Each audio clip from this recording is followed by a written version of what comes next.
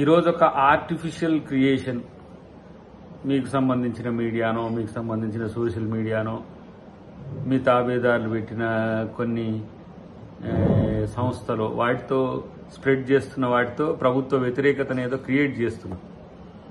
ఇలా నేను అంటున్న మీరు టీడీఎల్పీని సిఎల్పీని మర్జీ చేసుకున్న రోజు ఎందుకు రాలేదు ఎన్నికలు? బీజేపీతో కుమ్మక్క అయినరా? బీజేపీ ఏమైనా మీకు సహకరిస్తున్నదా?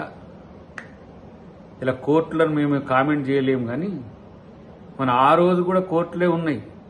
ఇప్పటికి కూడా మీరు డిస్మిస్ చేసిన వెంకటరెడ్డి గారి సంపత్ గారి కేసు ఏమైంది?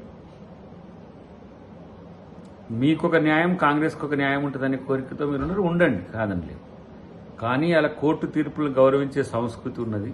అన్నిటికంటే ఎక్కువ ప్రజా తీర్పును గౌరవించే సంస్కృతి కాంగ్రెస్ పార్టీకి ఉన్నది. రేవంత్ రెడ్డి గారిని మీరు ఎదుర్కోవడానికి చేసే ప్రయత్నాల్లో మల్లగుల్లాలు పడుతున్నారు. ఇలా కడియం శ్రేయర్ గారు పోయిందనే కోపం ఉన్నదో, నా నుంచే ఒక 10 మంది పోయినరో కోపం ఉన్నదో. మరి ఆ రోజు మా వాళ్ళు కూడా ఒక 15-16 మందిని తీసుకున్నారు కదా, మరి ఆ రోజు మీకు ఎందుకు అనిపించలే? టీడీపీ పార్టీ ఎల్పీనే మొత్తం మర్జీ చేసుకున్నారు కదా, ఎందుకు అనిపించలే?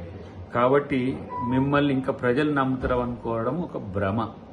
మిమ్మల్ని ఎవరు పట్టించుకోరు. మీ పార్టీ పరిస్థితి చాలా దీనంగా ఉందనే విషయాన్ని గమనిస్తే మంచిది.